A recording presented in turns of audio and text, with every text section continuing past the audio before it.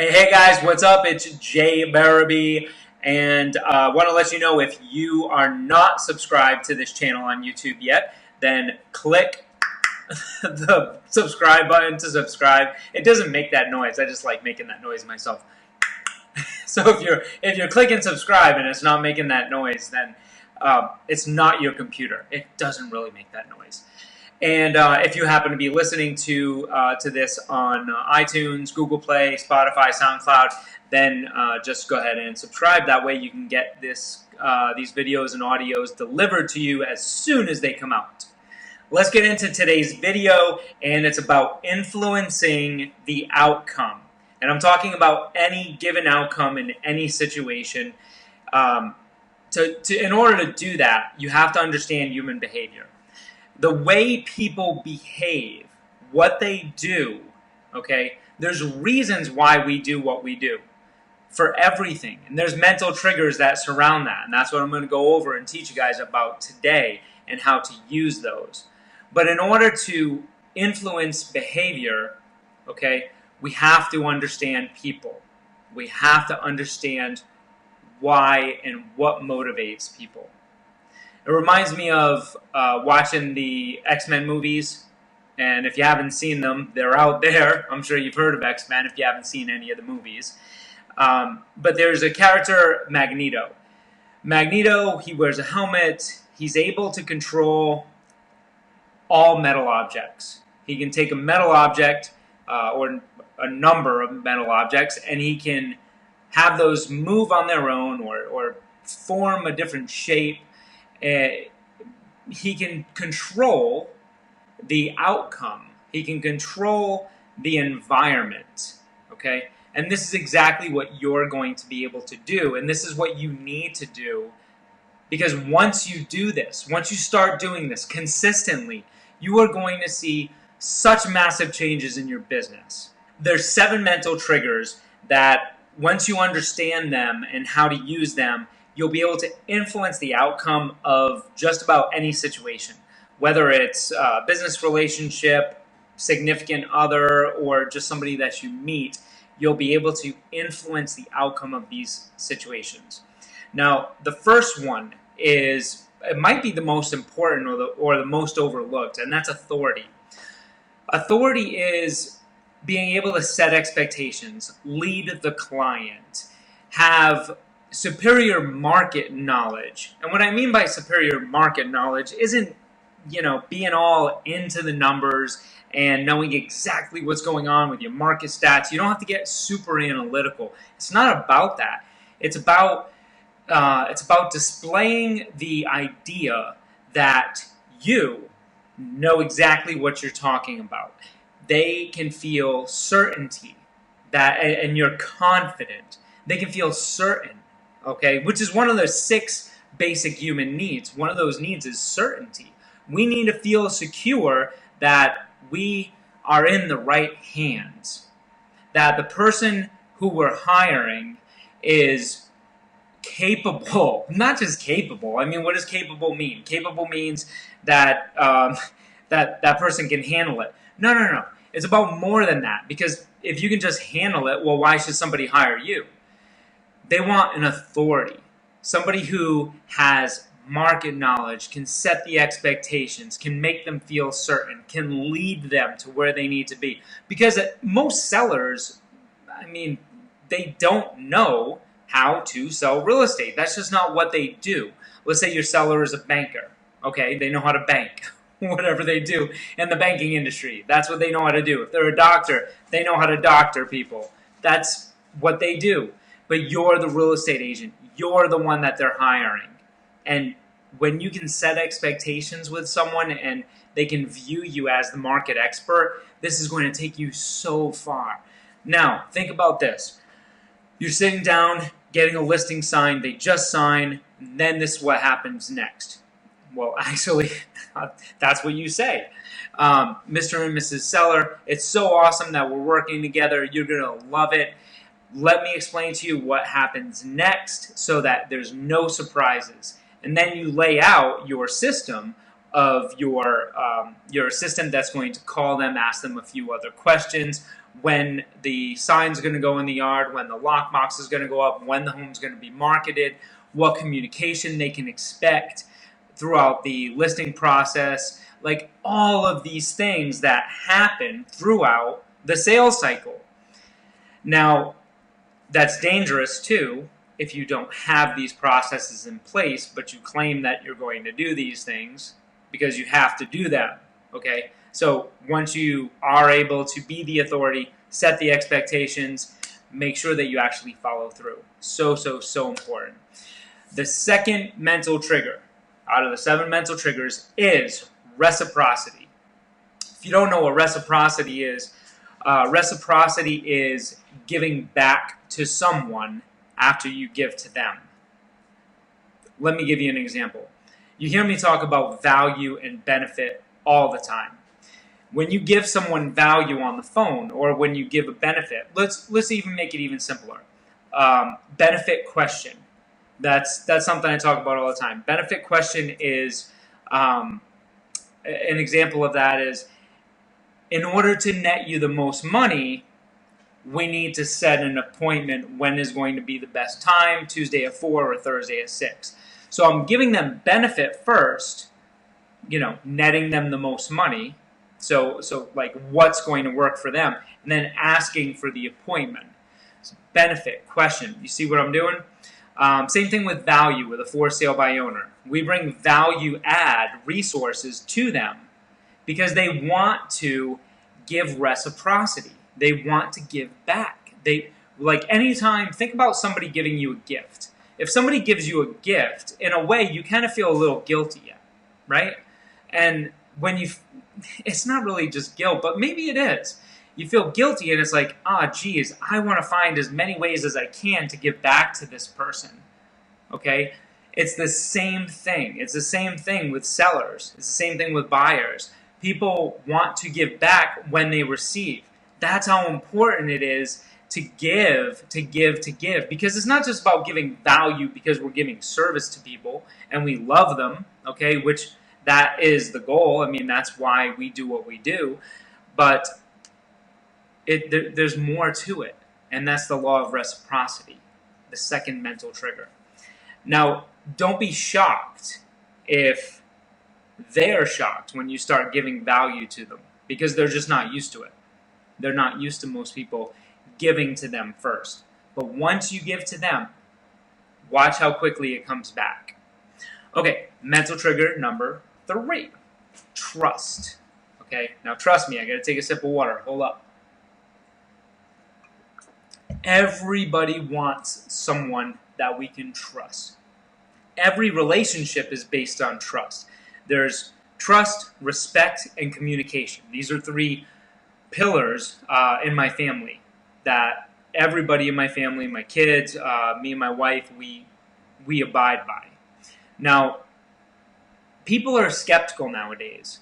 The average consumer is skeptical because there's so many real estate agents out there. Or not even just real estate. I mean, think about your average interaction every single day. Actually, here, let me give you this example. 20, 30 years ago, when somebody came to your door unexpectedly, and there was no phone call, no text message, you're just somebody knocking on your door. What did people do?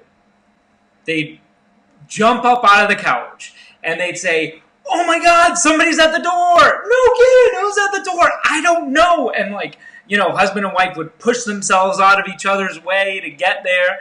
And then, they finally get to the door, and, they're in a fist fight at that point because they have these perma grins because they can't wait to see who is behind that door and what they want. And that's the way that it used to be.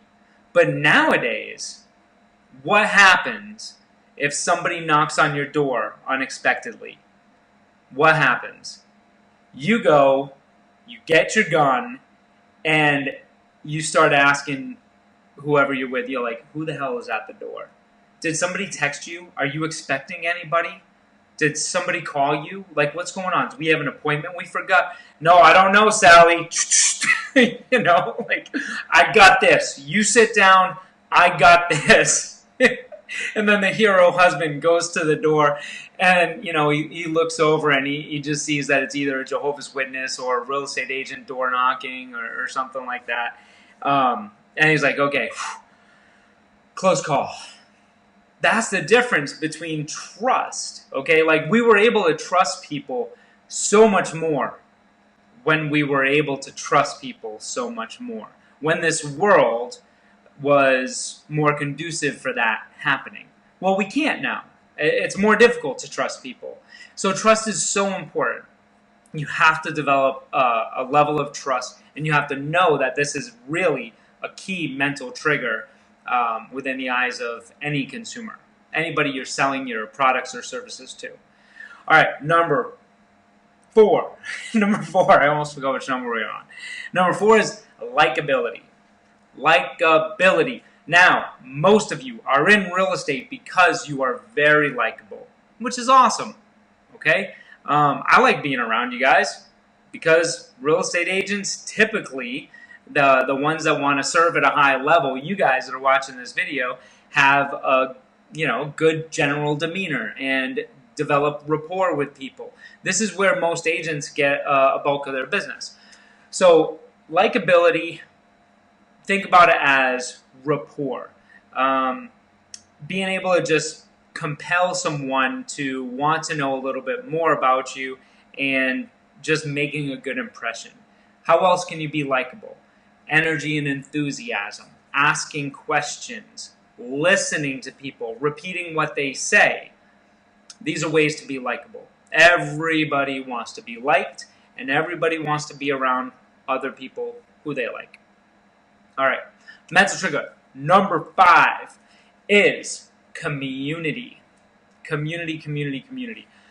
Community is people wanting to be around people like themselves.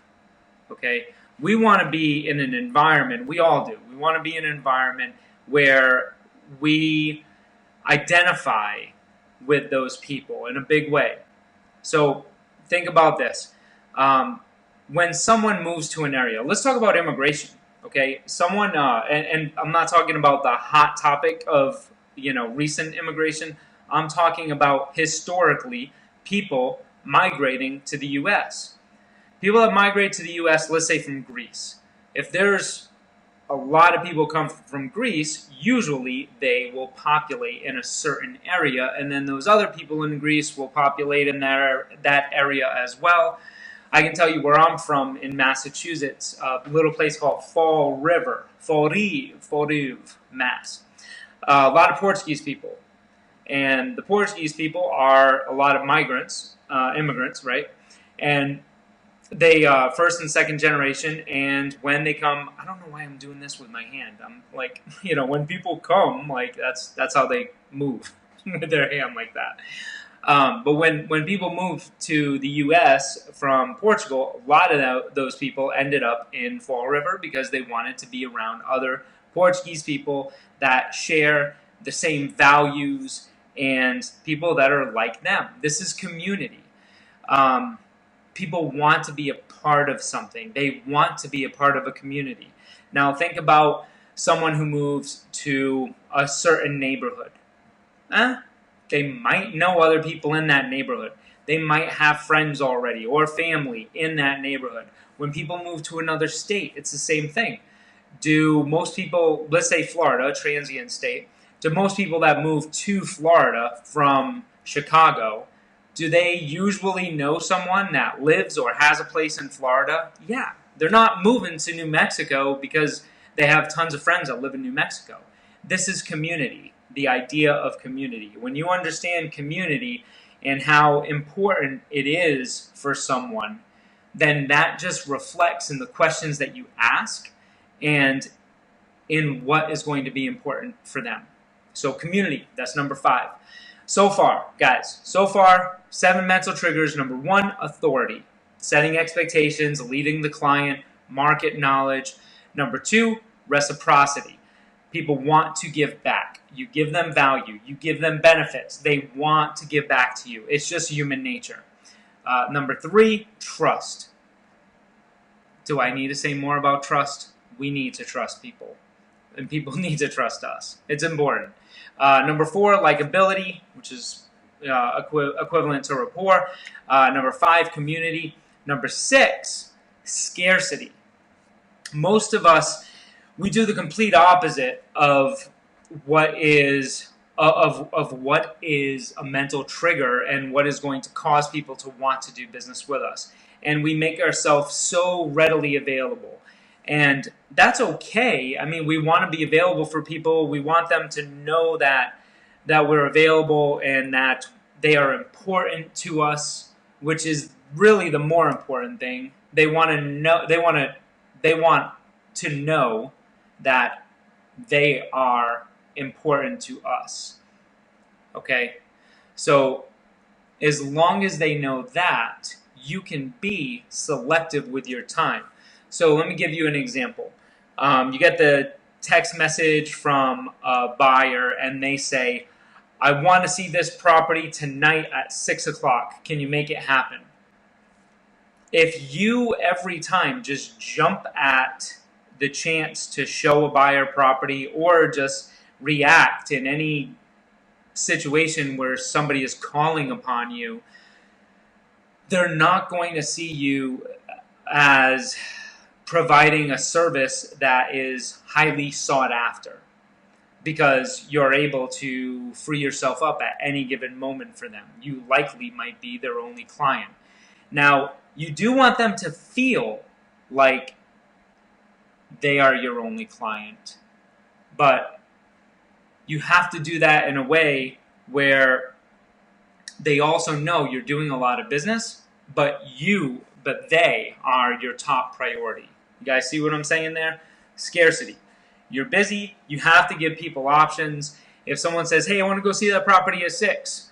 Yeah, you know what? Let me check my schedule. Let me see if I have something else at 6, but I can see if I can move that around and get back to you, or I can give you these other 2 options for a time that might work. Basically, they're saying, I want to go see this at 6 because that's what they think that they want. Okay, what they really want is they want to go see if that's a fit for them to buy and something that's going to solve the problem that they have. And then number 7, the 7th mental trigger is social proofing. Social proofing is kind of the easy one that most real estate agents will understand, and that's testimonials, reviews, and that is becoming even more important. I know that a lot of you are getting video testimonials now, which is fantastic. That's what you should be doing.